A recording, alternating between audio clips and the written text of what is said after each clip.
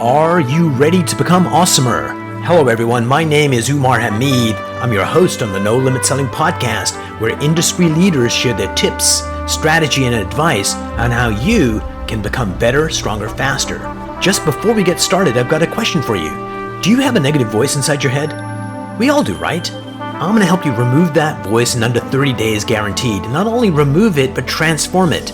So instead of the voice that sabotages you, there's one that propels you to much higher levels of performance and success. There's a link in the show notes. Click on it to find out more. All right, let's get started. Today, I have the privilege to have Joe Cerra here. He is the National Sales Manager for STI Computer Services, Inc., and he's written this amazing book that I want to talk about. Make more sales, make more money, because one of the limiting factors of salespeople getting great results is not having enough qualified leads in the pipeline. If you don't have that, you got nothing, baby. Joe, welcome to the show. Thank you. So, Joe, you've been selling since 1976. What's changed from, the early days to like 2018? Like, there seems to be a massive shift. What's similar and what's different? Well, sales is exactly the same.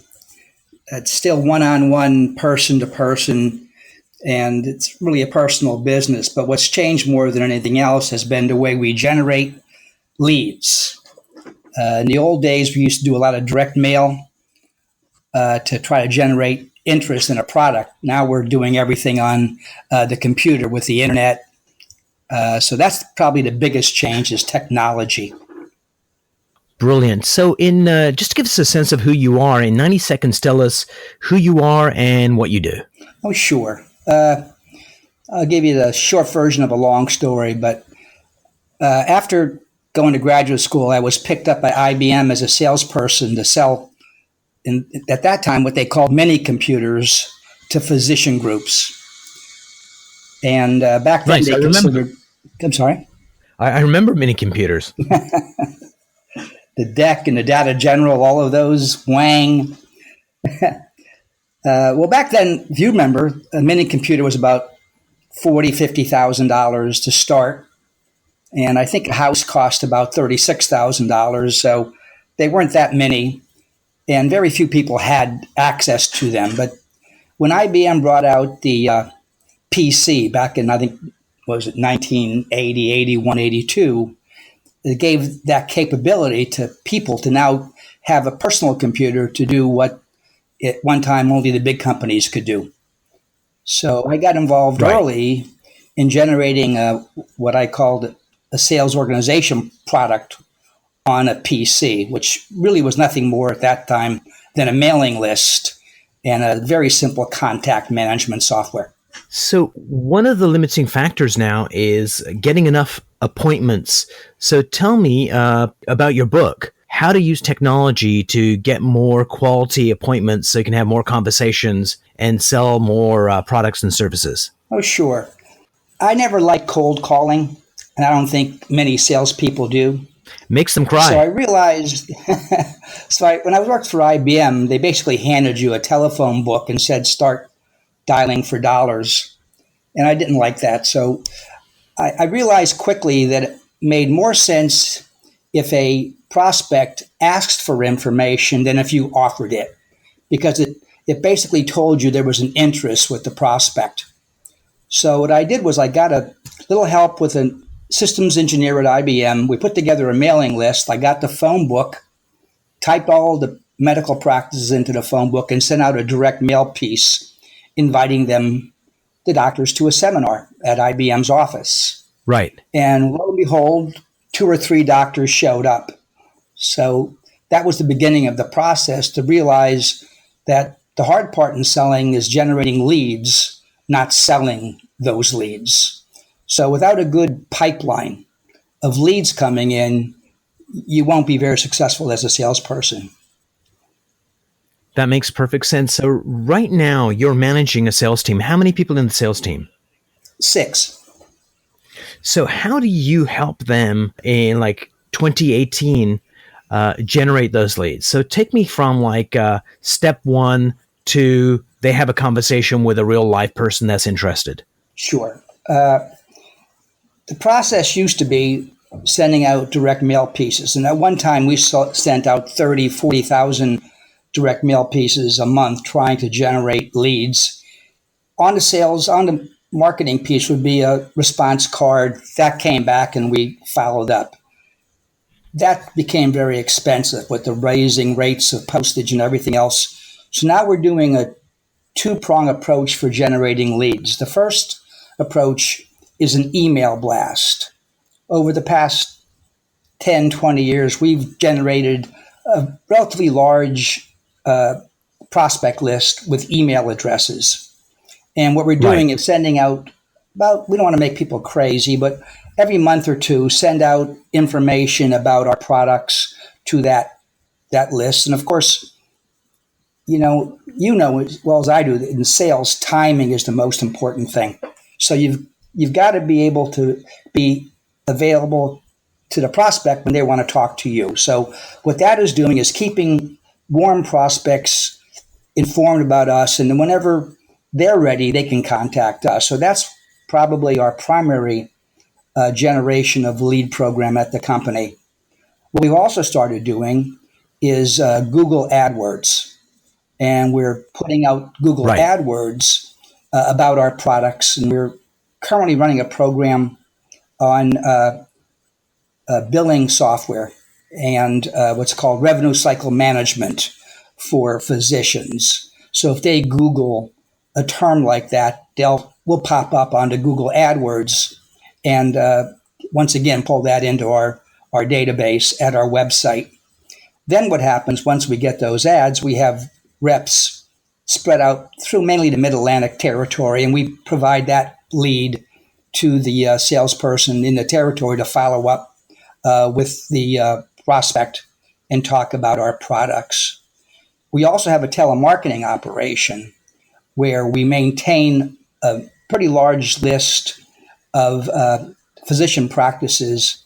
This is based on my first product that I sold back in 1987, the Sales Associate, which really was a precursor to contact management software.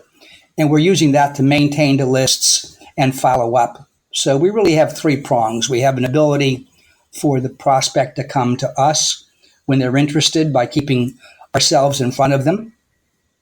We generate new leads through Google AdWords, and we do a lot of follow-up with our telemarketing. Brilliant. So how do you make sure your salespeople individually across the country are being effective? Well, that's the interesting part. It's sort of like a baseball team where you have different people with different batting averages. So you're watching basically how their sales are coming in. What I tend to like to watch is the number of leads that they get generated.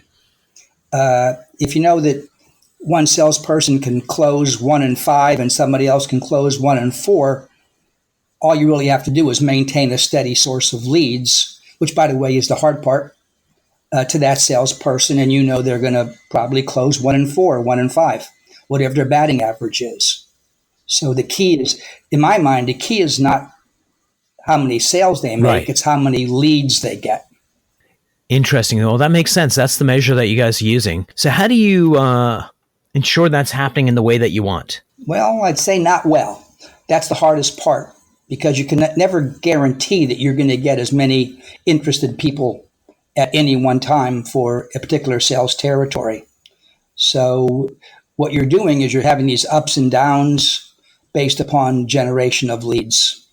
If I could figure that out, I'd be probably rich. So is that happening more with the marketing department to generate the leads, and once it becomes qualified, it zings over to the sales side? Is that how you guys do it, or differently? Well, we're a relatively small company, so we are the marketing department. So the sales department is the marketing department. So what we try to do, and I talk about this quite a bit in the book, is do a marketing campaign. So usually every 3 to 6 months, we're putting together a program, a promotion, if you will, for the physicians in the area to offer them something, either a a new product, a twist on a new product, a discount on a product, to have something fresh to offer to the prospective customers. So that's done through what I call a marketing campaign. So Right. what you find, we're actually transitioning right now from one marketing campaign to another, where I find that the old campaign's getting stale, the lead generation begins to drop. You want to bring in a new campaign. We spoke about this before about using independent sales reps to bring in leads for the sales force. That's what we're looking at right now.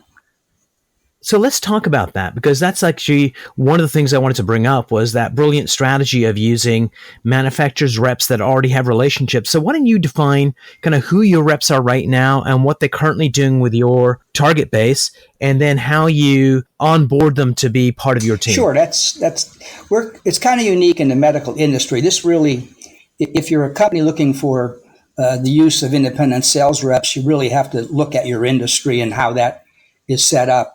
At one time, when I worked for Control Data, I was actually running an independent sales organization, so I became familiar with the concept.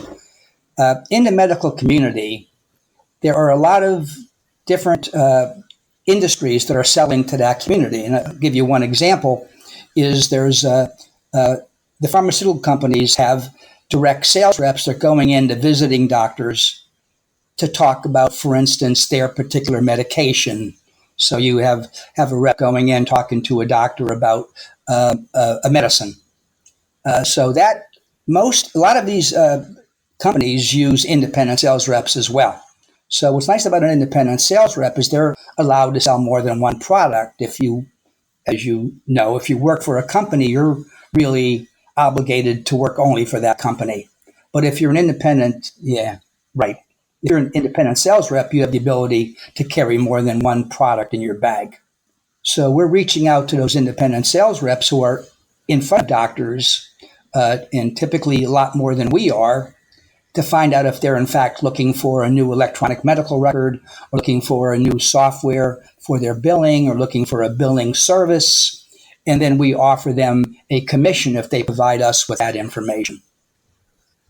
Brilliant. I used them in the past in the consumer electronics space, and the companies I represented were smaller companies with innovative products, and we got some of the largest manufacturers reps in the country that were handling the Sharp account or some of the other super large accounts. And the reason they bothered with us, because there wasn't a lot of revenue coming from our companies to them, is that with the Sharp line, they could see their buyer once a quarter only. But because they carried our lines as well and others, they had an excuse to visit those offices on a weekly basis with something legitimate, and that kept their finger on the pulse. So they never lost their big account for not having enough data. So we were pocket change for them in terms of income, but incredibly valuable because it kept them in front of their buyers to, solve problems that came up. You're exactly right.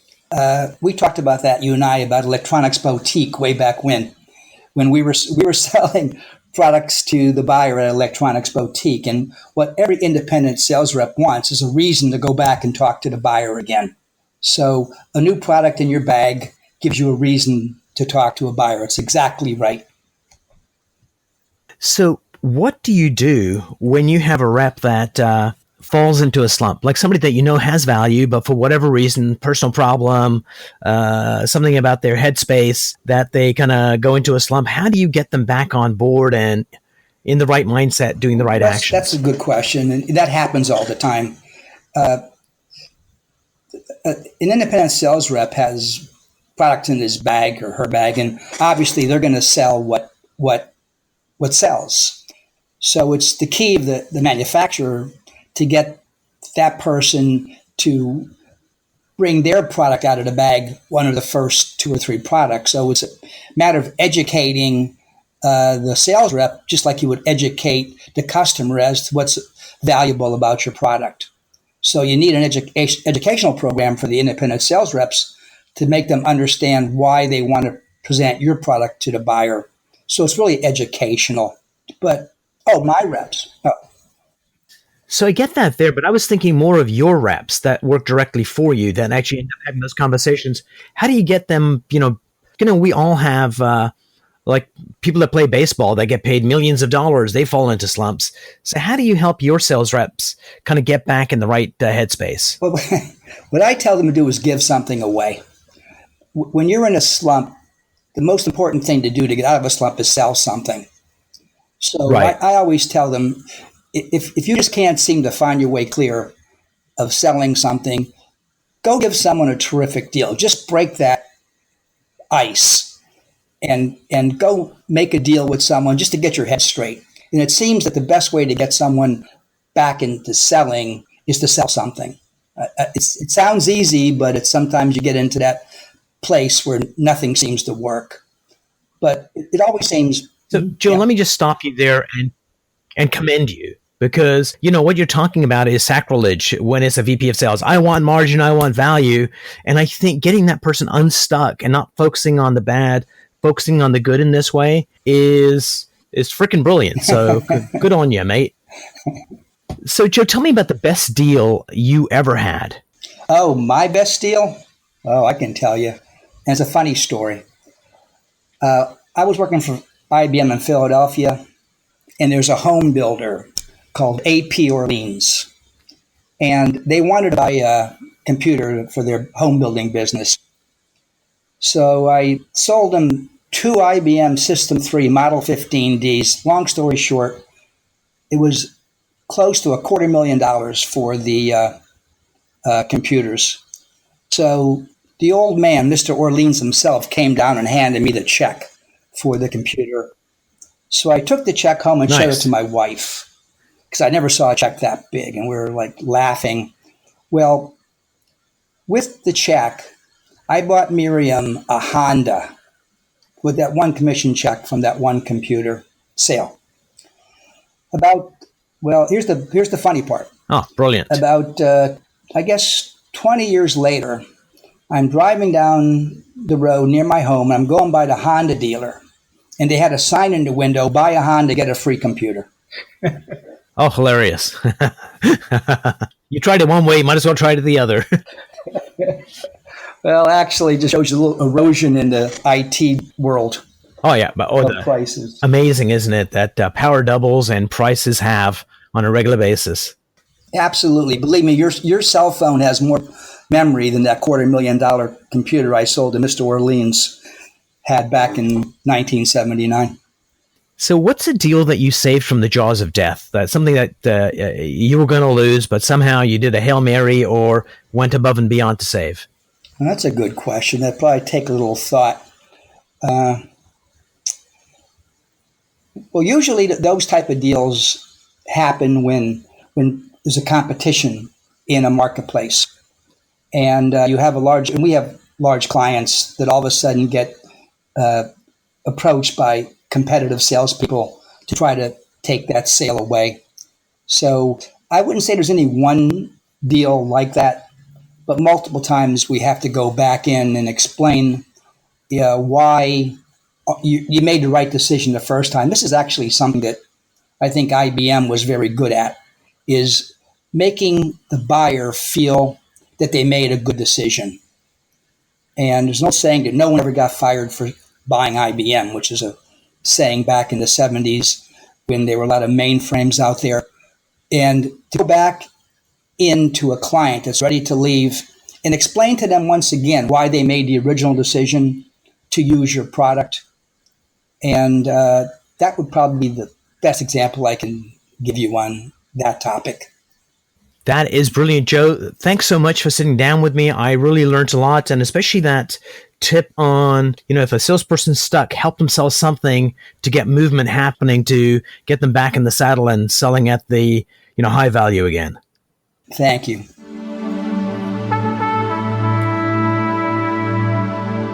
If you enjoyed this episode, please go to iTunes and leave a 5-star rating. And if you're looking for more tools, go to my website at nolimitselling.com. I've got a free mind training course there that's going to teach you some insights from the world of neuro-linguistic programming, and that is the fastest way to get better results.